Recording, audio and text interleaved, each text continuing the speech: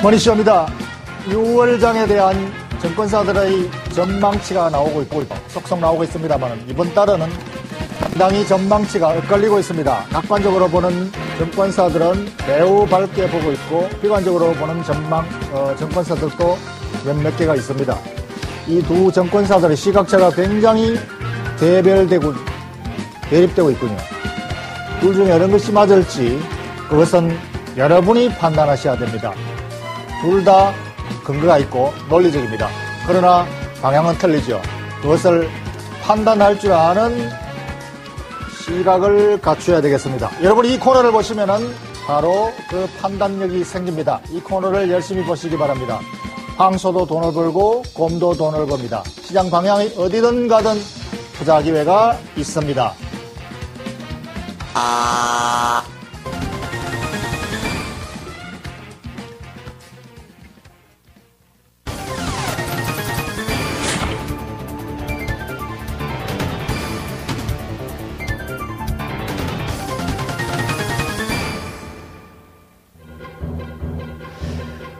오늘 미국 시장이 현충일 메모리얼 데이라고 표현합니다만 휴장이라서 시장의 가이드라인이 없군요.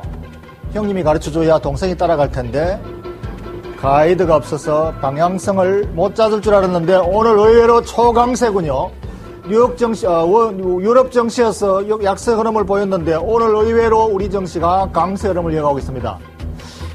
미국의 전자시장 선물지수가 많이 올라서 아마 그 때문에 영향을 받는 것 같습니다만 어쨌든 특별한 재료는 없는데 오늘 강세로 전환했습니다.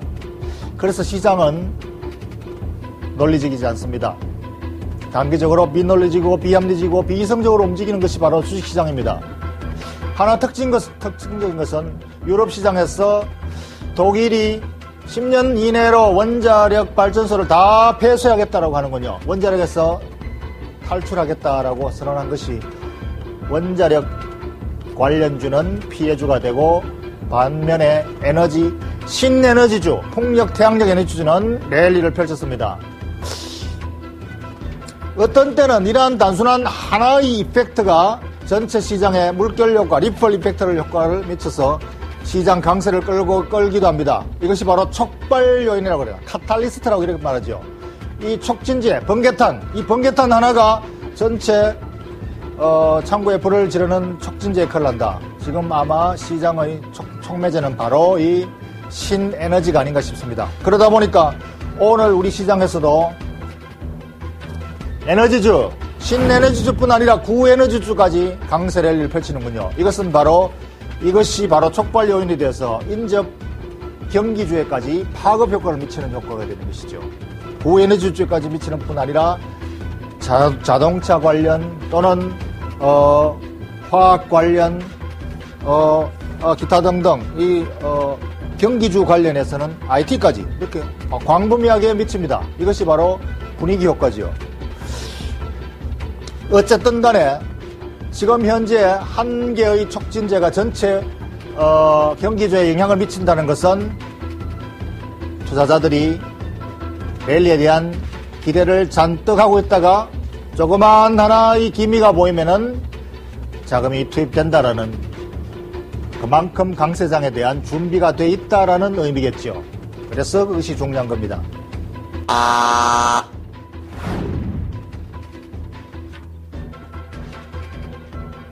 어쨌든 에너지 수요가 있다는 것은 경기가 좋다는 것이고, 그것으로 본다면은, 구리 가격 강세도 이것도 역시 경기가 좋다는 하나의 예고 지표가 되기도 합니다. 그래서 에너지주들이 강세를 보인다는 것이 바로 지금 시장의 하나의 촉매제가 되었습니다. 그 에너지 중에서도 신에너지, 태양에너지가 가장 핵심 중의 핵심입니다. 태양에너지. 그래서 삼성그룹이 IT에 대해서 태양에너지 쪽으로 미래 신성장 동력을 바꾸고 있다. 이것이 삼성전자에 대한 새로운 신성장 동력이 되겠습니다. 그런데 최근에 삼성전자가 태양광 에너지 쪽으로 구조조정을 열심히 하고 있습니다. 이 구조조정 효과가 시장의 비치된 관심을 끌고 있습니다. 삼성전자의 태양 전지 사업을 삼성 SDI로 옮긴다고 하니까 삼성전자 주가는 오르고 삼성 SDI 주가는 급락을 하는 흐름을 보였습니다. 삼성그룹 내에서 미래 핵심 에너지 회사의 그룹의 동력인 에너지 사업을 이쪽 사업부에서 저쪽 사업부로 옮긴다는 것이 왜 이런 효과가 나올까요? 사업부 간의 빅딜입니다. 삼성전자에서 태양전지 사업을 삼성 SDI에 주고 삼성 SDI에서 하던 아몰레드 사업을 삼성전자가 가져온다.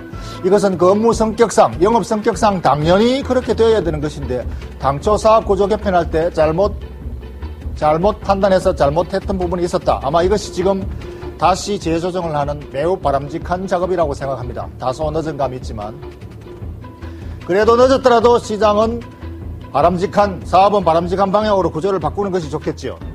그래서 삼성 SDI는 어쨌든 간에 이 태양전지 사업을 넘겨받음으로 해서 지금 당장 수입이 안 나는 적자 사업을 넘겨받아서 어깨가 무거워졌다. 이런 평가를 시장에서 하고 있는 것 같고 그동안에 알짜 사업으로 돈벌이가 되고 있던 아몰레드 사업을 전자로 넘겨줌으로 해서 지갑이 뺏겼다. 이렇게 평가를 하는군요. 그래서 기업 가치가 삼성전자는 기업 가치가 커졌고 삼성 SDI는 기업 가치가 떨어졌다. 이렇게 평가를 하는군요. 그런데 과연 삼성 SDI 기업 가치가 훼손되고 삼성전자의 기업 가치가 늘어났을까요? 이것을 도대체 어떻게 평가해야 될까요? 우리가 투자자가 평가를 해야 되겠습니다. 일단 투자자의 평가는 나왔습니다. 삼성 SDI 기업 가치는 크게 훼손됐고 삼성전자의 기업 가치는 은근히 좋아졌다. 주가가 말해주는군요. 그래서 이 빅딜 현상을 두고 애널리스트들이 난리가 났습니다. 애널리스트들이 거꾸로 해석을 했거든요. 애널리스트 리포트에서는 며칠 전에 이 보도가 나왔을 때 삼성 SDI는 그야말로 양쪽 날개를 달았다. 기존의 2차 전지 사업에서 태양 전지 사업까지 두 개를 같이 겹쳐서 그야말로 승승장구하겠다라고 평가를 내렸고 또 대부분의 애널리스트들이 비슷한 의견을 냈습니다. 그런데 시장에서의 반응은 정반대로 나타났습니다. 그래서 애널리스트들이 지금 몹시 당황하고 있군요. 그래서 시장에서 잘못 판단하고 있으니까 빨리 바로잡으라고 열심히 오늘 리포트를 내고 있습니다만 오늘 시장 반응이 시큰둥하군요. 애널리스트들이 뭔가를 잘못 보고 있는 것인지도 모르겠습니다. 그래서 지금 차트상으로 보면은 애널리스트 리포트에 흥분해서 주가가 올랐던 것이 완전히 다 반납하고 말았습니다. 애널리스트 리포트를 보고 흥분했던 투자자들이 왜 던졌을까요? 왜 던졌을까? 아직까지 애널리스트들은 잘못 던지고 있으니까 다시 사라고 외치고 있습니다만은 시장은 냉담합니다. 그래서 일단 애널리스트의 평가 자체는 지금 장기 성장 가치가 강화되었다라고 하고 있습니다만은 당장 수익 사업 쪽을 넘겨주고 적자 사업을 넘겨받았으니까 삼성 SDI는 단기적으로 수익 가치가 크게 훼손되었다라는 것을 실질 투자자들이 그렇게 판단한다. 우선 단기적인 관점에서 판단해서 던지고 있다. 그래서 장기 시각과 단기 시각에 투자자들이 어떻게 접근하는가가 시장이 지금 보여주고 있는 현재 작용하고 있는 그림입니다. 시장이 작용하고 있는 것이죠.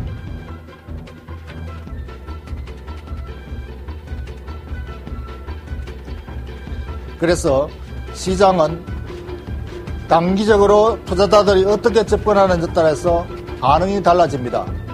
물론 삼성전자, 삼성 SDI가 삼성전자로부터 사업 구조를 넘겨받은 것은 극히 바람직한 현상이고 그룹의 하이어라키, 이 사업 구조 체계상 당연한 과정입니다.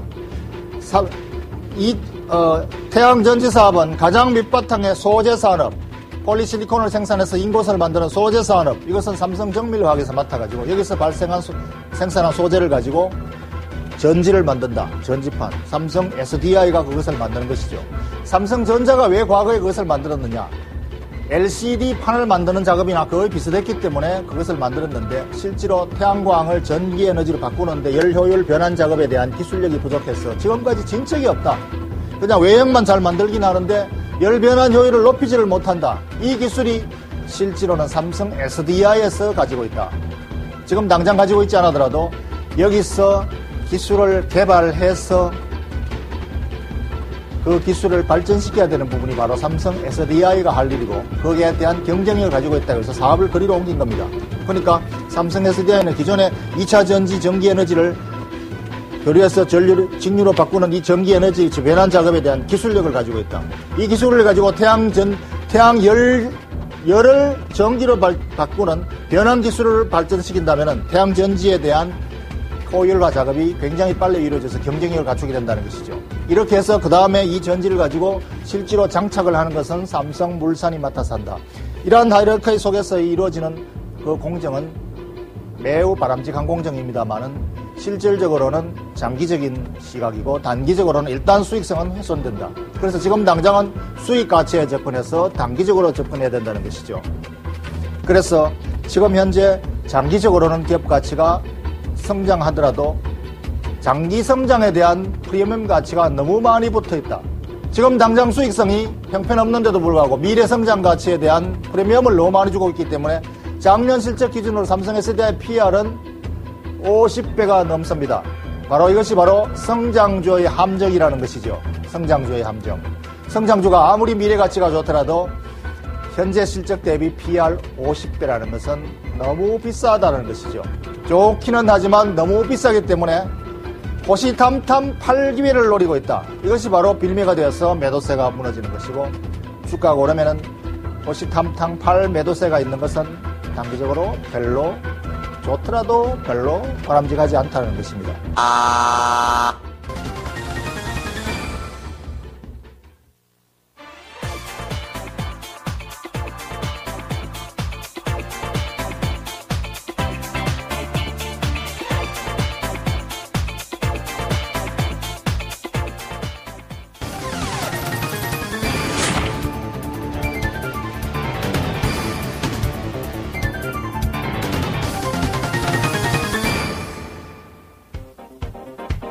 (5월) 이후 부진한 흐름을 보이고 있는 IT 업종. 2분기 실적 기대감이 남아있다고 하던데 주요 수출 지역인 미국이나 유럽에 대한 경제 둔화 우려가 여전히 불거져 나오는 것도 사실입니다. IT 업종의 2분기 실적 개선은 가능할까요? 또 주도주의 복귀 가능성은 얼마나 있다고 보십니까?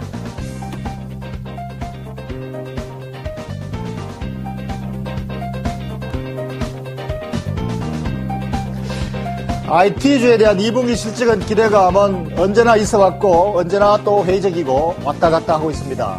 IT주의 실적이 1분기에 크게 기대치를 못 미쳤던 것은 유럽의 경기가 다소 기대에 못 미쳤고 미국의 경기 회복 속도도 크게 기대에 못 미쳤기 때문에 실질 소비 수요가 그만큼 받쳐주지 못했다.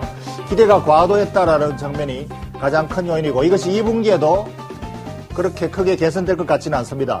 유일하게 모바일, 인터넷, 아이패드, 아이폰만 지금 날아가고 있습니다. 그것이 바로 아이폰, 아이패드 기술 혁신 세계 선도주 유일하게 1등주만 가고 있다. 1등주 애플만 가고 있습니다. 그래서 IT 업황 전반에 대해서는 강세 반전하다가 다시 꺾이고 가다가 꺾이는 회의가 굉장히 그러니까 애널리스트들도 지금 자신을 별로 못하고 있는 부분입니다.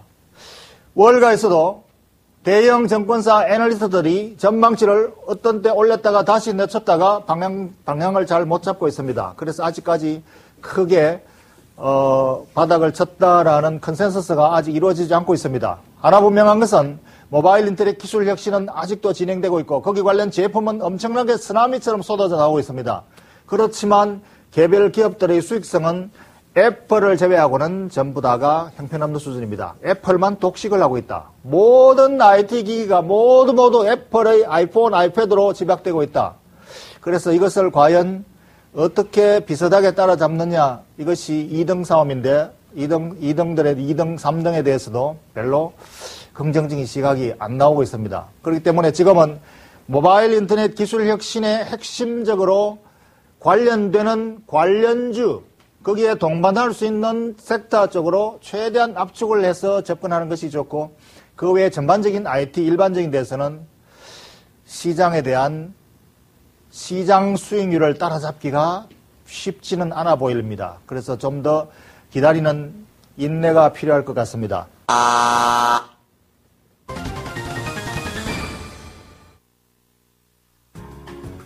박준호의 머니쇼에서는 여러분의 참여를 기다립니다.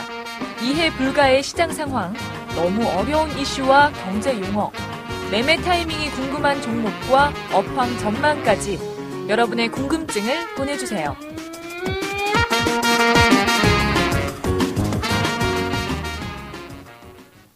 이 종목 투자자한테 참 좋은데, 진짜 좋은 종목인데 어떻게 표현할 방법이 없네. 이 종목 머니쇼에서 가르쳐드리겠습니다. 냉철한 분석과 확실한 판단으로 무장한 개미의 동반자 박준호. 주식시장은 장기적인 관점에서 봐야 됩니다.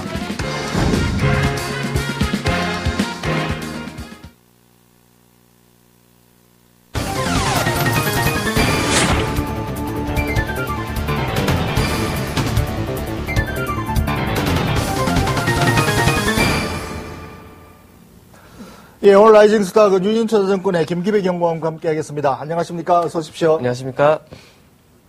예, 오늘 추천 종목은 한라건설이군요. 오늘 추천 종목 들어가기 전에 지난주 추천 종목이던 개인빌에 대해서 잠깐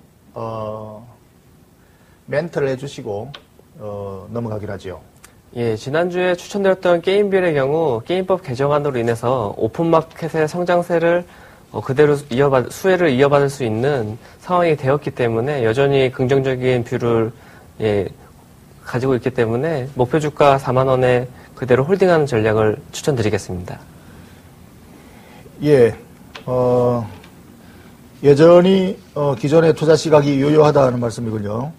예, 오늘은 한라건설입니다. 국내 주택 한라건설이면은 국내 주택 건설도 하고 토목공사도 하는 국내 건설회사인데 범현대그룹의 계열사라고 알고 있습니다만 이 한라건설 물론 건설사도 마찬가지로 여러분들이 반드시 홈페이지에 들어가셔가지고 회사에 대한 소개를 쭉 점검을 해보신 다음에 회사에 대한 이해를 넓히시기 바라겠습니다.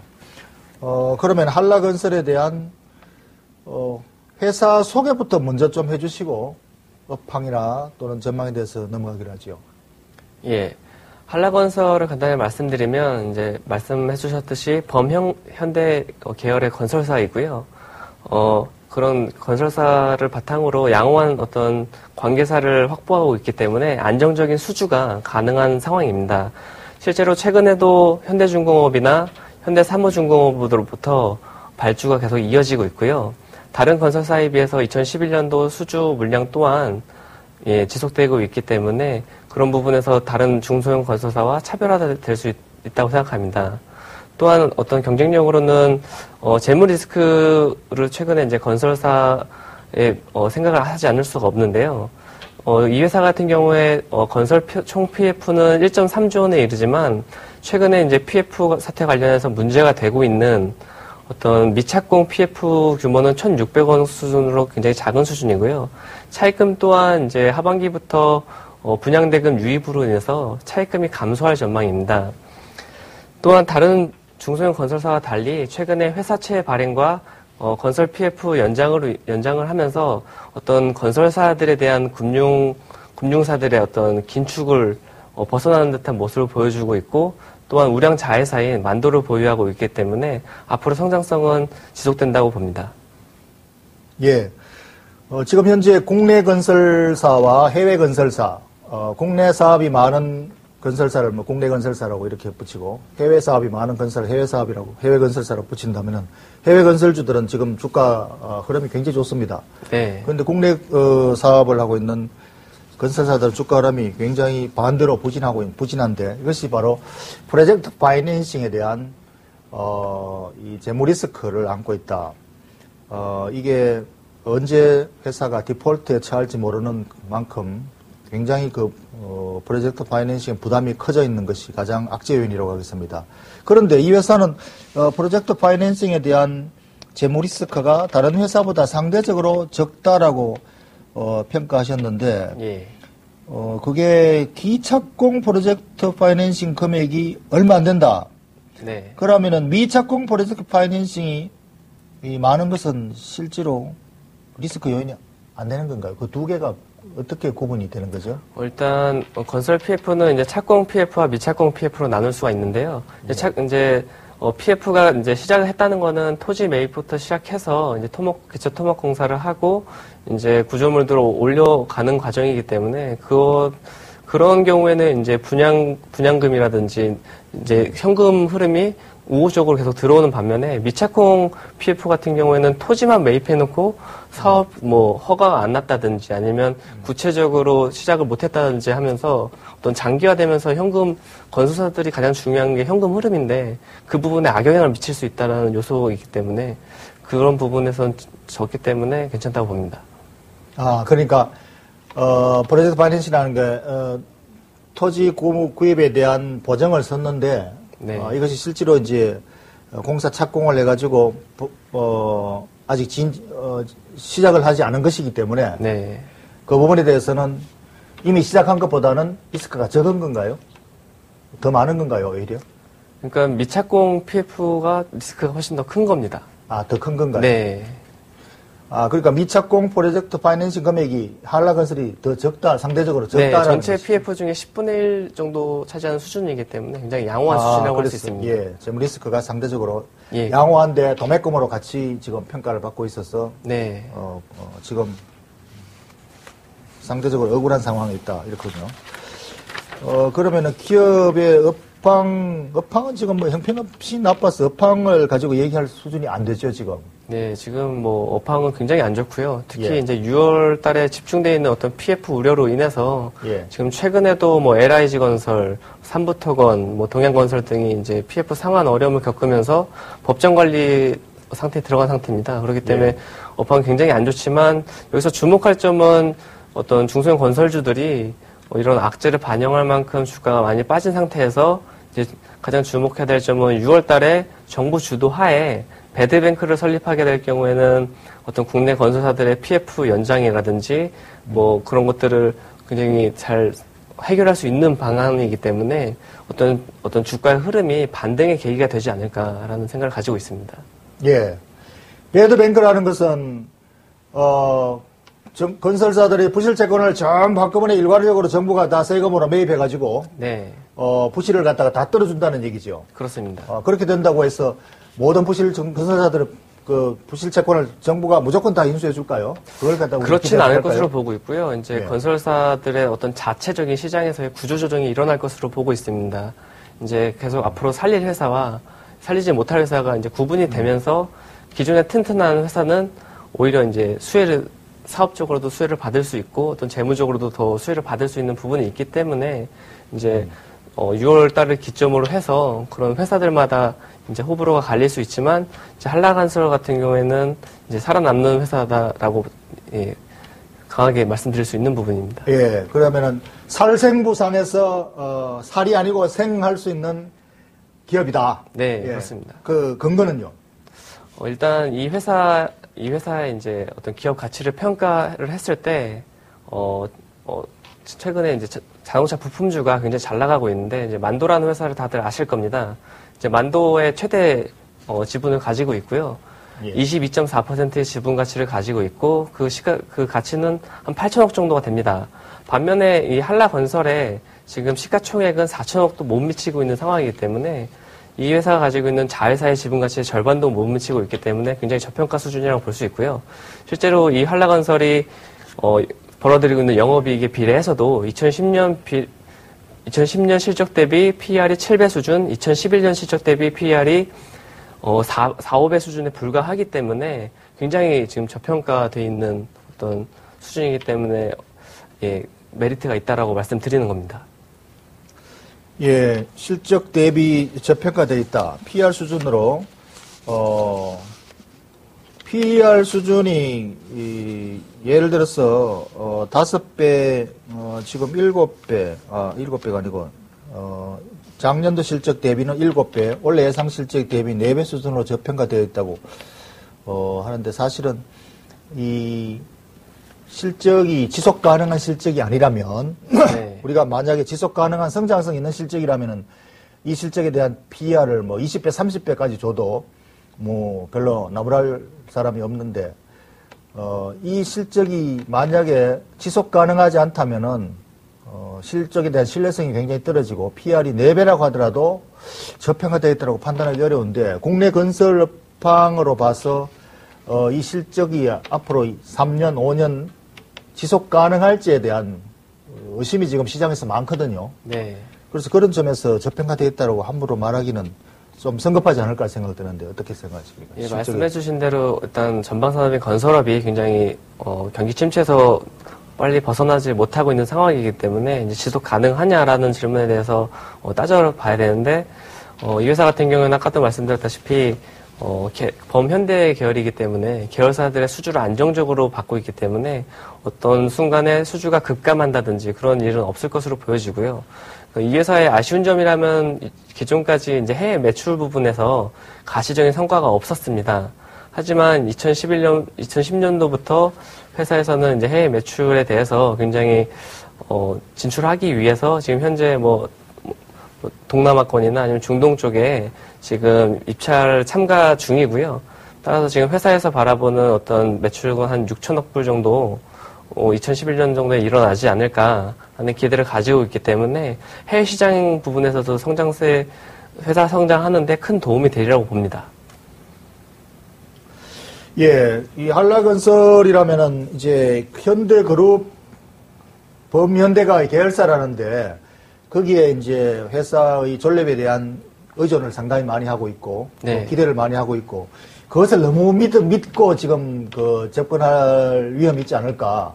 요즘은 형제 회사라든가 아버지 자회사라도 안 되겠다 싶으면 이 도마뱀이 꼬리 잘라버리고 자기 살 길 바쁘게 하는 건데 이 현대그룹에 어떤 받쳐주고 있어서 회사 자체에 대한 재무리스크를 너무 과소평가하지 않을까 이런 생각들이 그 부분에 대해서도 충분히 점검을 하신 건지요?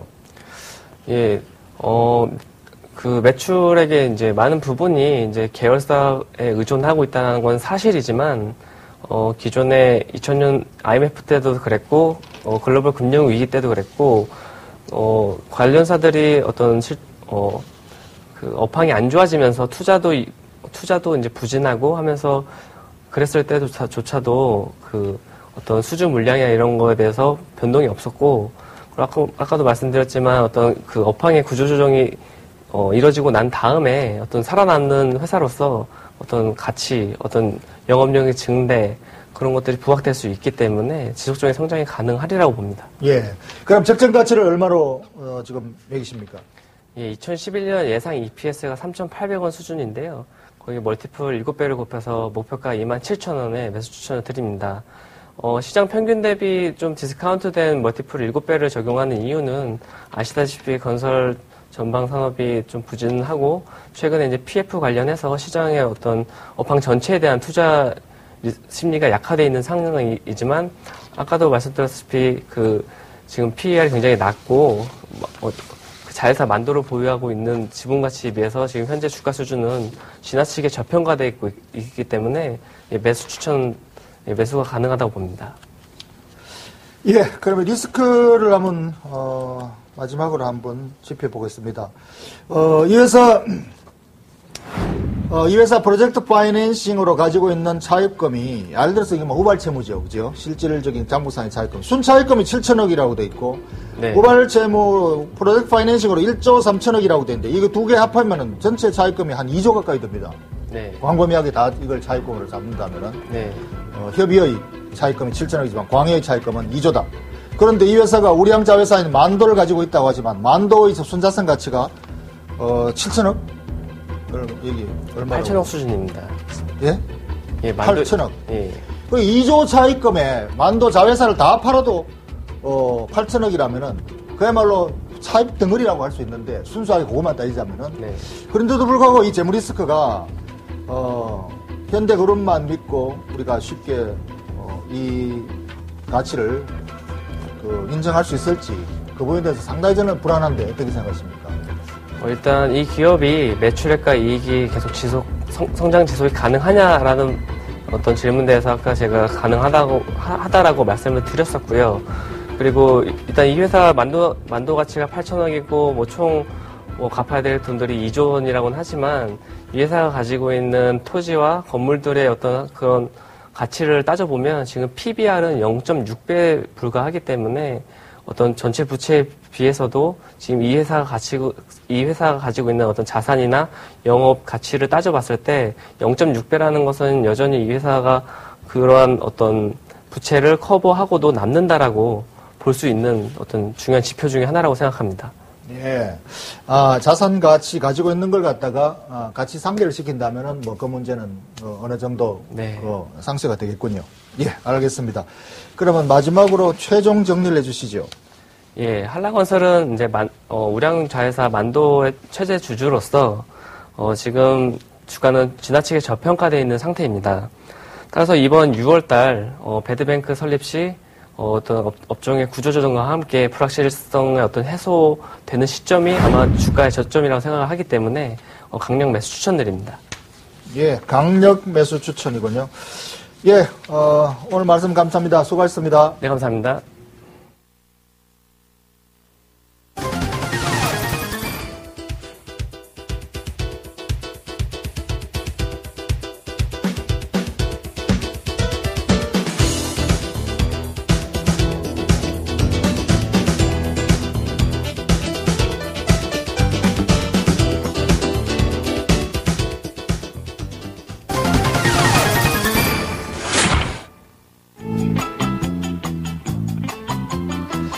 예, 시장은 다시 에너지주가 시장을 촉매로 작용해서 오늘 아주 강세를 펼치고 있습니다. 6월장에 대한 시각이 엇갈리고 있습니다. 초강세장이 될 수 있다라는 시각이 있고 또는 오히려 비관적으로 보는 시각도 있습니다. 그러나 시각 차이는 언제나 존재하는 것이고 지금은 기업들의 실적 또는 한 섹터가 다른 섹터에 파급 효과를 미칠 수가 있는 프리어닝 시즌입니다. 그렇기 때문에 에너지 섹터에서의 캐탈리스트, 촉매제가 시장을 불을 지피고 있습니다. 에너지 섹터 중의 핵심은 바로 태양에너지입니다. 태양에너지 전지 사업을 삼성그룹 내에서 구조조정을 하는 동안에 삼성전자와 삼성 SD 간의 태양전지 사업의 빅딜을 두고 주가가 정반대로 엇갈리고 있습니다. 기업 가치를 훼손시키느냐 아니면은 기업 가치를 증가시키느냐. 단기적으로는 기업 가치를 훼손시킨다. 삼성 SDI 기업 가치가 훼손된다고 해서 주가가 급락을 했습니다만 애널리스트의 평가는 장기적으로 봐야 된다. 장기적인 시각으로는 결국은 기업 가치를 올린다는 쪽에 시선을 맞추고 있습니다만 투자자 여러분들은 트레이딩이냐 장기 투자냐에 따라서 투자 포인트를 달리해야 되겠습니다. 아무리 성장 가치가 좋더라도 미래 기업 가치 성장성의 프리미엄을 지나치게 준 가격이라면 삼성 SDI 작년도 실적 기준 PR 50배가 넘습니다. 너무 가치를 비싸게 책정했던 후유증이 아닌가 생각합니다. 이러한 기업은 언제나 고점에 대해서 매도 압력을 받을 수 있는 여지가 있는 것이죠. 그렇기 때문에 성장주의 함정에 아무리 미래 성장 가치가 좋은 기업이라도 성장성의 함정에는 조심을 하십시오. 지나치게 비싸게 매겨진 주가는 아무리 미래 가치가 좋더라도 투자자들이 받아들이지 않는다. 이것이 바로 삼성 SDI의 사례, 삼성전자와 삼성 SDI 빅딜이 보여주는 사례라고 할 수가 있습니다.